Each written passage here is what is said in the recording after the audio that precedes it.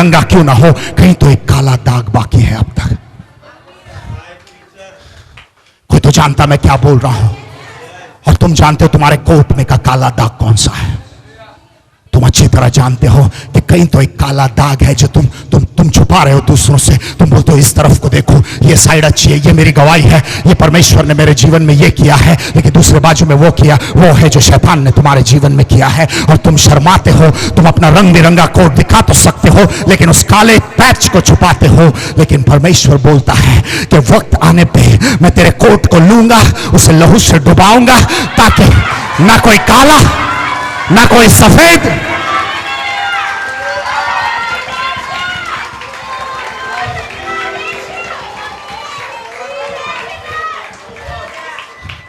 Hallelujah hallelujah. शैतान तुम्हारे रंगीले coat से जलता है। इसलिए जब भाइयों ने उसको उड़ाने का प्लान किया, उसको गड्ढे में डाल दिया, उसको नीचे डाल दिया, गड्ढे में डाल दिया उसको। उन लोगों ने पहले उसको मार डालने का प्लान बनाया, बाद में मार डालने का प्लान कैंसिल किया और बोला इसको गड्ढे में डालते हैं, रहने दे इसको वहां पे। कुछ समय के लिए तुम अपने जीवन में इतने नीचे गए कि तुमको आजू में कुछ नहीं दिख रहा है, बाजू में कुछ नहीं दिख रहा है, आगे कुछ नहीं दिख रहा, पीछे कुछ नहीं, नीचे कुछ नहीं, क्योंकि तुमको सिर्फ अंधेरा दिख रहा है, क्योंकि तुमको किसी ने गड्ढे में डाल दिया। अब मैं तुमको एक चीज बोलने जा रहा हूं। दो चीजों को गड्ढे में डालते हैं, एक मरा हुआ मुर्दा और दो एक बीज। एक बीज को गड्ढे में डालते हैं, और जब तुमको शैतान ने नीचे डाला, उस समय शैतान ने सोचा तुम मर गए, तुम्हारी कहानी खत्म हो गई, अब तुम नीचे हो और कभी ऊपर नहीं आ सकते। लेकिन उसको क्या मालूम था कि तुम मरे हुए मुर्दे नहीं, लेकिन एक बीज हो जो वक्त पे अगर तुम्हें खिलना है तो कुछ देर के लिए परमेश्वर नीचे डालेगा।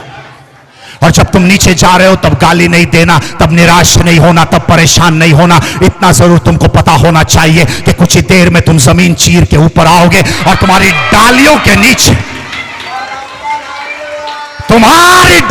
नीचे ये लोग पनाह लेने आएंगे।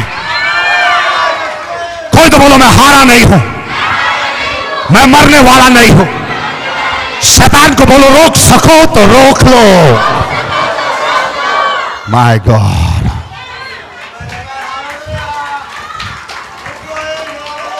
Hallelujah hallelujah. उसको नीचे डाल दिया गया। देखो एक चीज मैं तुमको बता रहा हूं, गड्ढे में अंधेरा है, उजाला नहीं होता। सही बात है। यहां कोई तो है जिसके जीवन में अंधेरा है, चारों तरफ न भविष्य दिखाई दे रहा है, पीछे अगर देखो तो सिर्फ अंधेरा ही अंधेरा, क्योंकि तुम्हारा पिछला जीवन तो बदतर था। तुमको आजू बाजू में से भी कोई रास्ते नहीं नजर आ रहे हैं, पूरे जीवन में अंधेरा है। एक बात याद रखना, मां के गर्भ में बच्चे के पैदा होने से पहले वो गर्भ में रहता है, जहां बच्चा तैयार होता है। गर्भ में उजाला होता है कि अंधेरा? जहां बच्चे को तैयार करने के लिए डाला है उस जगह पे अंधेरा होता है। अगर इस वक्त तुम्हारे जीवन में अंधेरा है, परमेश्वर तुम्हें तैयार कर रहा है। और कोई भी बच्चा 9 महीने से ज्यादा अपने मां के पेट में नहीं रुकता। तुम्हारे अंधेरे का समय खत्म हो चुका है और अभी तुम्हें जन्म लेना है। इसी को कहते बॉर्न अगेन, नया जन्म।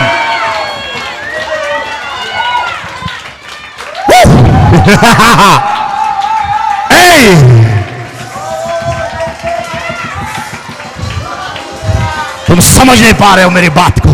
और जैसे उसे गड्ढे में डाल दिया गया, उसके कोट को निकाला उन लोगों ने। तकलीफ किससे थी मालूम है? सब कुछ ठीक है, तुम्हारे दुश्मन तुमसे क्यों जलते मालूम है? बाप ने रंगीला कोट पहनाया ना रे। जब तक कोट नहीं था उनको कोई तकलीफ नहीं थी। जैसे कोट पहनाया, ले सी बुरी नजरें तुम पे गिरने लगी। अच्छे अच्छे दोस्त दगाबाज बन गए रे। कोट का लफड़ा है रे, माजरा कोट का है।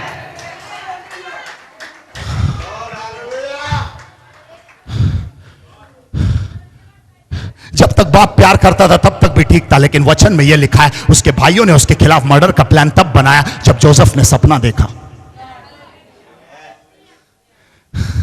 तुम समझे नहीं, उसके भाइयों ने उसका कोट क्यों छीना मालूम है? क्योंकि सपना नहीं छीन सकते। सपना नहीं छीन सकते ना रे तुम। ए शैतान, तू मेरे खुशी को ले सकता है लेकिन मेरे आनंद को नहीं ले सकता। तू मेरी नौकरी को ले सकता है लेकिन मेरे विश्वास को नहीं ले सकता। तुम समझे नहीं मेरी बात को। मेरे बैंक बैलेंस को छीन ले लेकिन मेरे परिवार वाले मेरे साथ। ना ना ना ना ना ना ना ना आ आ आ आ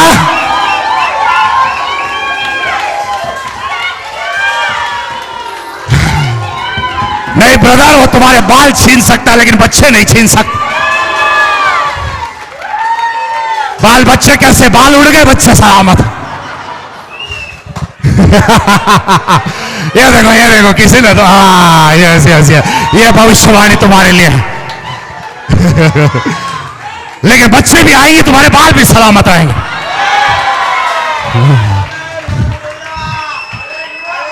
हिल गए लेकिन फिर से खिल गए। Hallelujah hallelujah. उसके कोट से तकलीफ थी, कोट को निकाला क्योंकि सपना नहीं निकाल सकते। तुम्हारे अंदर एक सपना है जो शैतान नहीं छीन सकता है। तुम्हारे अंदर एक उम्मीद है, तुम्हारे अंदर एक सपना है, एक विजन है, एक दर्शन है जो तुमको परमेश्वर ने दिखाया है। शैतान उसको कभी नहीं ले सकता, इसलिए वो बाहरी चीजों को छीनने की कोशिश कर रहा है। जोसेफ के कोट को छीन लिया उसने, उसके कोट को छीन लिया क्योंकि वो रंग बिरंगा था, इतना चमकता था, चमकीली चीज। उनको लगा शो हो रहा है, शाइनिंग हो रहा है, और खींच लिया उसने कोट को। ये खींचा बुराई के लिए नहीं चोरी किया उन्होंने, कोट अच्छाई के लिए किया। पता है क्यों? क्योंकि उसके बाद उन्होंने बकरे को मार दिया और बकरे का खून में उसको डुबा दिया। मैंने तुमको पहले भी प्रचार किया था, पहले रंगीला कोट और दूसरे संडे को रंगीला कोट बना गीला कोट। क्यों? क्योंकि देखो खून का कलर क्या होता है? लाल। तो जब तुमको परेशानी होती थी कि यार मेरे जीवन में ये सफेद हुआ, ये ऑरेंज हुआ, ये ब्लैक हुआ, ये ब्लैक से मुझे प्रॉब्लम है, ये क्यों हुआ, ये नहीं होना चाहिए था, तो प्रभु ने बोला ठीक है, तुझे अलग अलग कलर देख के परेशानी हो रही है, अब सिर्फ एक ही कलर रहेगा और वो है लाल। लहू का कलर रहेगा, ताकि जब शैतान तेरे खिलाफ आएगा तो वो देखेगा कि यहां लाल सिग्नल है, इसको छू ले लेकिन इसको मत छू ले, क्योंकि ये डैडी का बच्चा है।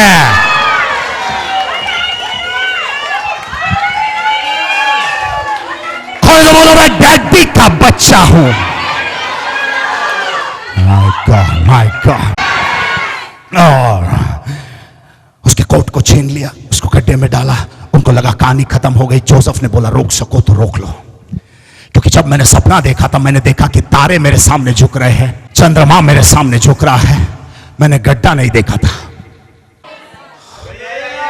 इसका मतलब यह है अगर यह चीज मेरे सपने का हिस्सा नहीं था, मतलब मैं यहां पे परमानेंट नहीं रहने वाला।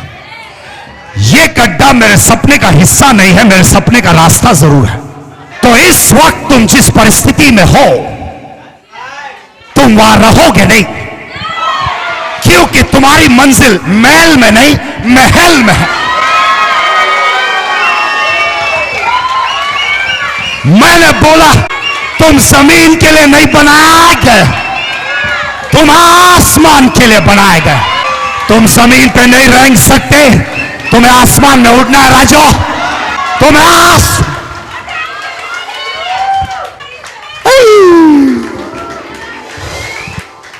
है क्या कोई तो है जोसेफ, कोई तो है जोसेफ यहां पे, जिसने जिंदगी के इतने उतार चढ़ाव देखे हैं कि तुम इस वक्त उतार में है, लेकिन तुम्हारा अगला मंजिल है चढ़ाव।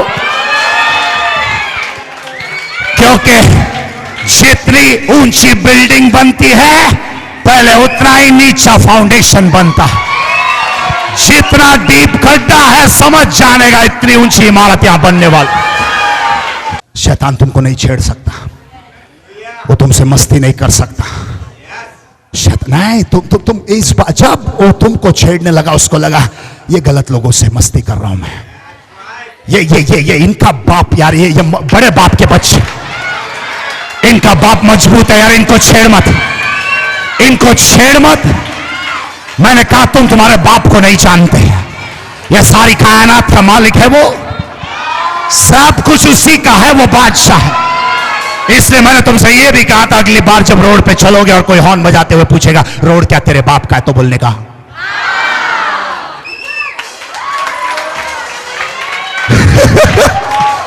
रोड तो रोड, जो गाड़ी तू चला रहा वो भी मेरे डैडी के ना। जल्दी इंस्टॉलमेंट भर, नहीं तो बैंक लगा के कांटा लगा के घुल कर देगा रे बाबा। हालेलुया। है क्या कोई मेरे साथ? है क्या कोई मेरे साथ? और उसके भाइयों ने उसको मारने का प्लान बनाया, लेकिन एक भाई ने बोला नहीं नहीं नहीं, इसको मारेंगे नहीं, इसको हम लोग जिंदा छोड़ देंगे, इसको मारने से हल नहीं मिल सकता। देखो वही प्रॉब्लम हुआ ना, मैंने कहा तुमको पहले भी, शैतान ने तुमको जिंदा छोड़ दिया। अगर तुमको मार दिया होता तो तुम आज यहां बैठे नहीं होते। शैतान ने सोचा इसको जिंदा रखेंगे लेकिन इसको तड़पाएंगे, लेकिन उसको क्या मालूम था कि किसी दिन तुम्हें चांदोली का एक ऐसा एड्रेस मिलेगा और तुम साकिनाका के ऐसे हॉल में घुसोगे। तुम समझे नहीं मेरी बात। उसने कोट को निकाल लिया, कोट को खून में डुबाया। उतना ही नहीं, जब दूसरे देश के लोग आ रहे थे उसने अपने भाई को निकाला बाहर, उसके भाइयों ने निकाला और बेच दिया। और वो लोग इसको ले गए और इस कपड़े को खून में डुबा के बाप के पास लेके गए और बोले ये तेरा बेटा मर गया है, इसको जंगली जानवर ने खाया है। पता है तुम्हारे कुछ दोस्तों को अब तक पता भी नहीं कि तुम जिंदा हो। उनको लग रहा है कि तुम्हारी कहानी खत्म हो चुकी है। ओ, क्योंकि एक खून से लता हुआ कोट गया है उनके पास। किसी ने तो अफवाह उड़ाई कि तेरी कहानी खत्म हो गई है रे। किसी ने तो सोच लिया कि तुम अभी लगभग खत्म हो गए, और किसी ने तो तुम्हारे मैयत की प्लानिंग बना दी। किसी ने तो 2 बांबू लेके एक सफेद कपड़ा लगा ही दिया थारे उस पे। उतने में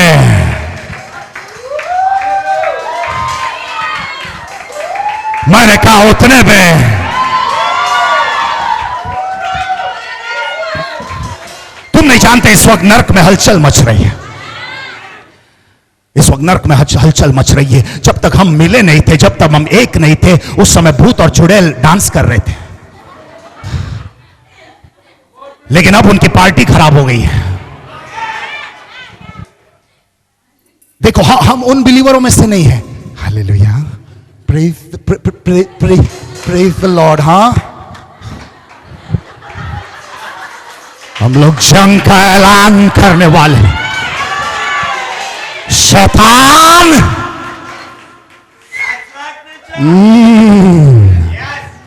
हम नर्क में हाथ डाल के छीनेंगे वो सारी चीजें जो उसने हमसे चुराई है, उसको छीनना है बाहर।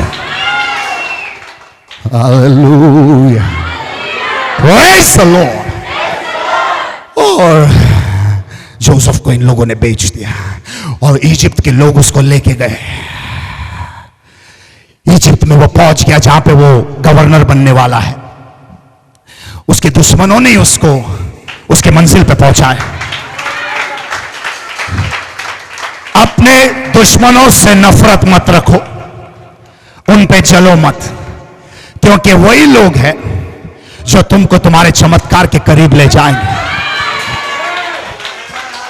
जितना तुम्हारे साथ अच्छा हुआ उतना तुम खुदा से दूर चले गए। जैसे ही एक एक चीज उल्टी पड़ती गई, तुम्हें बराबर यहां का एड्रेस मिला। जितना कभी कभी परमेश्वर हमारे जीवन में कुछ दुश्मन भेजेगा ताकि चारे बाजू से इतनी मुसीबतें आए कि हम प्रभु के करीब चले आए। और मैं तो धन्यवाद देता हूं प्रभु को दुश्मनों के लिए, क्योंकि वचन में लिखा है स्तोत्र संहिता 23 में, मैं तेरे दुश्मनों के बीच तेरे लिए एक मेज लगाऊंगा। अगर दुश्मन नहीं तो मेज नहीं। अगर दुश्मन पैदा हो रहे इसका मतलब बहुत जल्द टेबल तैयार हो रहा।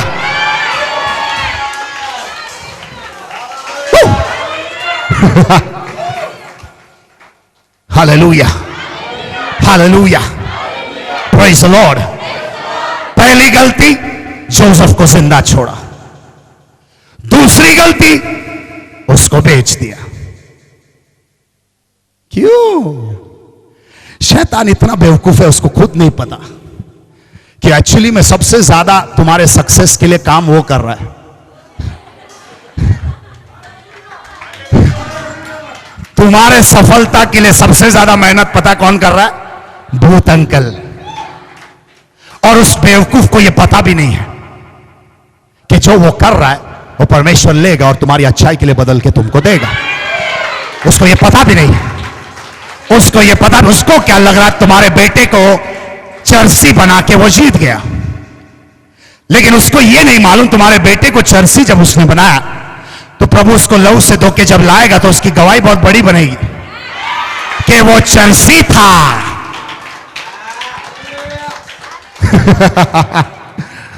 क्या फायदा? सीधे पालने में से अगर महल जाएंगे।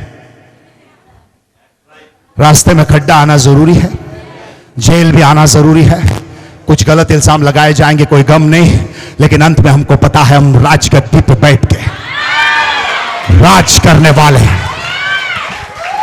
कोई तो बोलो मैं राज करने के लिए बनाया गया।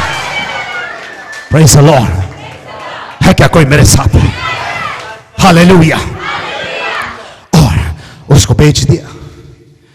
और मैंने कहा जब वहां वो पहुंचा तो राजा की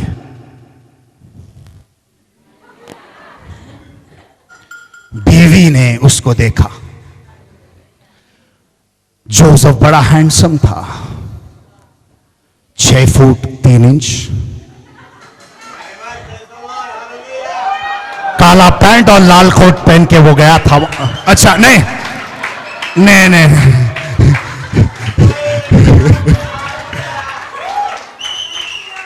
और राजा की बीवी ने उसको देखा। हाँ, डोले शोले मेरा होले। और पहले दिन से राजा की बीवी ने उसको ऐसे सिग्नल दिए। देखो अब तुम अनजान बन, तुम मासूम बन रहे हो, तुम सिग्नल का मतलब जानते हो। ऐसे से सिग्नल दिए। और जोसेफ ने नादान बनने की एक्टिंग की कि यार कुछ सिग्नल समझ में नहीं आ रहा मुझे। अंत में जब सारे सिग्नल फेल गए, राजा की बीवी ने उसको एक कमरे में लिया जब कोई नहीं था आजू बाजू में, और उसने बोला आजा मेरे साथ संबंध बना। उसने इनकार किया क्योंकि खुदा उसके साथ था। उतने में उसके कपड़े छीन लिए और वो चिल्लाने लगी कि ये मेरा बलात्कार करने आया था। हो क्या करोगे जब तुम एक मुसीबत से निकले भी नहीं और ये दूसरी तुम्हारा वेट कर रही है। कोई तो जानता है मैं क्या बोल रहा हूं। एक बला टली नहीं, दूसरी रेडी है। हाय हेलो, अच्छा आपका नंबर क्या है? मेरे समझ में नहीं आता जब बात करना है तो ये यहां क्या हो रहा है? ये सब ये नट बोल्ट ढीले क्यों हो जाते? मैंने तो कुछ ऐसी लड़कियों को देखा, कहीं पे निगाहें कहीं पे निशाना, अपने दोस्त से बात कर रही है लेकिन वहां जोसेफ की तरफ। ए तू कल आ रही है? अच्छा तू कल आ रही है।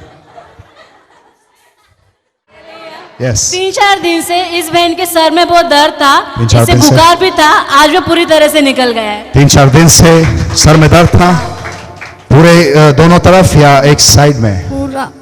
पूरे सर में, और बुखार भी हो रहा था। आज क्या हुआ है? आज मैं पूरी तरह चंगा हूँ। आजादी महसूस कर रहे हैं? पूरा निकल गया है, बॉडी गर्म नहीं है? चेक करो इनको, ठीक है? ऐसा क्या चेक कर रहे हो? आराम से गया हुआ बुखार आ जाएगा, खुदा ना करे। अपने हाथ को ऊपर उठाओ। धन्यवाद मेरे राजा, धन्यवाद मेरे बादशाह। स्पर्श। मेरे दोनों हाथ में बहुत दर्द था 2 महीने से, तो हाथ ऊपर नहीं होता था। मैं बनियन पहन सकता था, तो जो बनियन निकालने को तो वाइफ निकलता था, और टी शर्ट नहीं पहन सकता था, पहनता था तो वाइफ को निकालना पड़ता था। हाथ नीचे आता था, ऊपर नहीं आता था। लेकिन आज जरा दिखाओ। अभी अभी तक खड़ा था, अभी खड़ा था, नहीं तो ठीक हो गया। मैं I was standing here front of. I know that. And lift your hands now to heaven.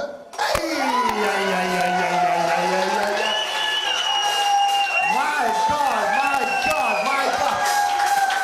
Are you seeing this miracle? Let me pray for you. Father, let your mighty power come down.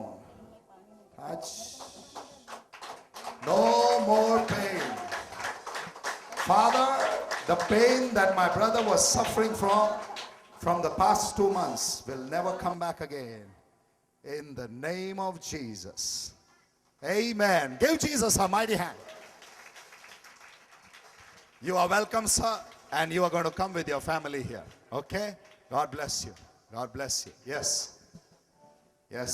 जोरदार तालियां मेरे परमेश्वर। ये बहन की गवाही है कि इनके पिता 8-9 साल से दारू पीते थे, अब वो दारू नहीं पीते, इसलिए प्रभु को धन्यवाद दे रहे हैं। 8-9 साल से दारू पीते थे।